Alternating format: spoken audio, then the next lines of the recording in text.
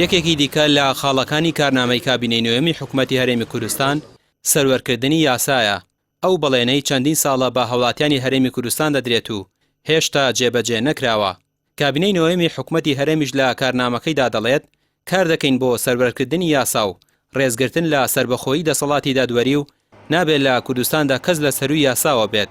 بەڵام پاش زیاتر لە ساڵێک و 3 مانگ لە دەست بەکاربوونی هێشتا هیچ جوڵەیەکی باڕاستەی جێبەجێکردنی ئەو بەڵێنەدا نەکردووە.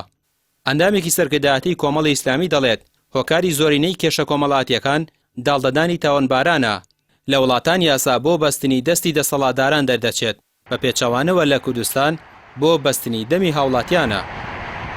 ئەگەر دەتەوێت بزانی یاسا سەروەرە و دەتەوێت بزانی حکوومەت ئەو کارنامەی جێبەجێ کردووە کە باز لە سەروەربوونی یاسا دەکا بڕۆ دادگاکان بگەڕێ بزانە چەند دۆسیە هەیە و تاوانبار لە دەرەوەی یاسا داڵدەدراوە.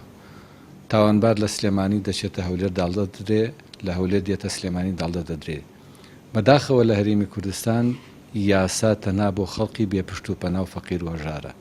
ئەوی کەیکەوە بە تایبەتی لەلایەنی دوو حیزبی دەسەڵاتدارەوە پشتگیری و پشتیوانی دەکرێت بۆ خۆی ڕادەست ناکە و دۆسیەکان هەن لە دادگا بەبێ ئەوەی چارەسەر بکرێن و یەکلایی بکرێنەوە دەمێننەوە. بۆیە ئەوە هۆکاری ئەو هەموو کێشە کۆمەڵایەتی و کوشتن و هێرشکردنە سەر خەڵقیە.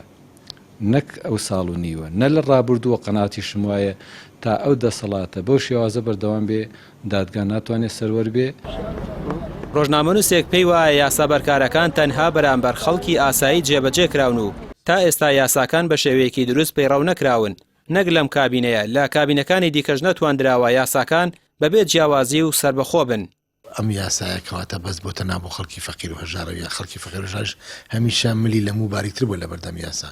ئەوەی کێشەکە دروستەکات ئەوەی کە گرفتە گەورەکە دروستەکاتەوەیە کە لایەنە پەیوەندیدارە سیاسی باڵادەستەکانن بەرپرسانی حکوومەتن کە زۆربەی پێشێرکاریەکان لەلایەن ئەوانەوەکرێت بڕۆ ناو بازاڕ سێرکە زۆر بە سانایی تێگەی کە ئەوەی کە سەرپێچی کردووە ئەوەی کە باری ژیانی خەڵکی قورس کردووە ئەوە کۆمپانیان بەرپرسەکانی کۆمپانیای بەرپرسەکانن یاخود لایەنە پەیوەندیدارەکانی دەسەڵاتن نەک هاوڵاتی بێستادەوە.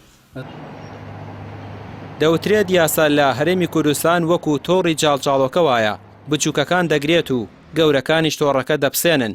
ئەو یاسایانەشی نووسراون هێندێکیان تەنیا مەرەکەبی سەر کاغەزن و ئەوانەی دیکەش بەرپرسان و دەسەڵاتداران ناگرێتەوە. ڕامیا ڕۆسمان کەناڵی پێام سلێمانی.